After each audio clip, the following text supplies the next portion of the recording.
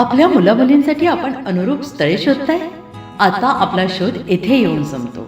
आता आपली चिंता संपलेली आहे. आपल्या मुलामुलींसाठी अनुरूप जोडीदार शोधण्याचा निवडण्याचं एकमेव केंद्र शादीबंधन वधूवर सूचक केंद्र.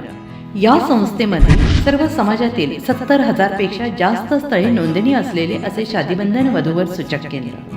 संपूर्ण महाराष्ट्रात आणि कर्नाटकात प्रसिद्ध असलेले एकमेव वधूवर सूचक केंद्र म्हणजे शादीबंधन वधूवर सूचक केंद्र, ज्यांच्याकडे आहे सर्व समाजातील सर्व जाती आणि पोटजातीतील 70,000 पेक्षा जास्त स्थळांची नोंदणी. आपल्या इच्छेप्रमाणे वर्गवारी करून अनुरूप स्थळे निवडण्याची सुविधा.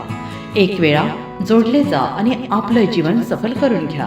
हजारोंनी याचा लाभ घेतला आहे. आपणही आपल्या मुलामुलींसाठी, विधूर, विधवा, वयस्करांसाठी योग्य स्थळांची निवड करा.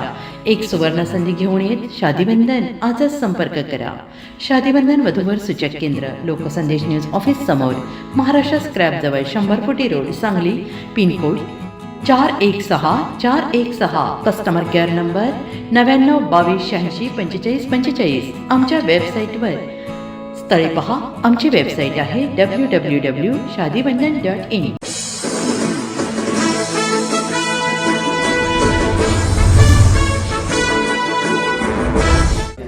नमस्कार, लोकसंदेश न्यूज चॅनलमध्ये आपलं स्वागत आहे. पाहूयात आजची विशेष बातमी. वारणावती येथील जनक्षोभ, वन्य प्राण्यांचा हैदोस आणि प्रशासनाचे दुर्लक्ष. वारणावतीत गेल्या 7 दिवसांपासून ठिय्या आंदोलन सुरू. याबाबत अधिक माहिती अशी की सांगली जिल्ह्याच्या शिराळा तालुक्यातील चांदोली आणि वारणा धरण क्षेत्रातील जनता सध्या भीतीच्या सावटाखाली आहे. मंदूरसह आसपासच्या सर्व गावांमध्ये आणि वाड्या वस्त्यांवर वन्य प्राण्यांनी उच्छाद मांडला असून हे प्राणी थेट मानवी वस्तीत शिरून जीवघेणे हल्ले करत आहेत. आतापर्यंत या हल्ल्यामध्ये अनेक निष्पाप नागरिकांना आपला जीव गमवावा लागला आहे, तर अनेक जण कायमचे अपंग झाले आहेत.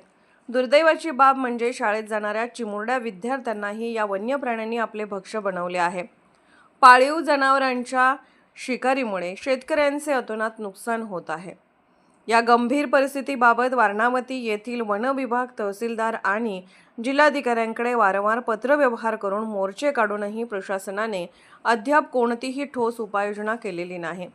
याशिवाय वारणा पाटबंधारे विभागाच्या जागेवर वन विभागाने अतिक्रमण करून आपले कार्यालय थाटले आहे. पाटबंधारे विभागाने जागा खाली करण्याची नोटीस देऊनही वन विभाग मुजोरी करत कार्यालय सोडायला तयार नाही. या अन्यायाविरुद्ध आवाज उठवण्यासाठी कामगार आणि शेतकऱ्यांचे नेते डॉक्टर भारत पाटणकर यांच्या नेतृत्वाखाली सर्व ग्रामस्थांनी एकवटून वन विभाग कार्यालयावर धडक दिली आहे. गेल्या 7 दिवसांपासून वारणावती येथे हे धरण आंदोलन सुरू असून जोपर्यंत वन्य प्राण्यांचा बंदोबस्त होत नाही आणि अतिक्रमणाचा प्रश्न सुटत नाही तोपर्यंत मागे न हटण्याचा निर्धार ग्रामस्थांनी केलाय. आता प्रशासन याकडे लक्ष देणार की आंदोलनाचा हा वणवा अधिक पेटणार, याकडे सर्वांचे लक्ष लागले आहे.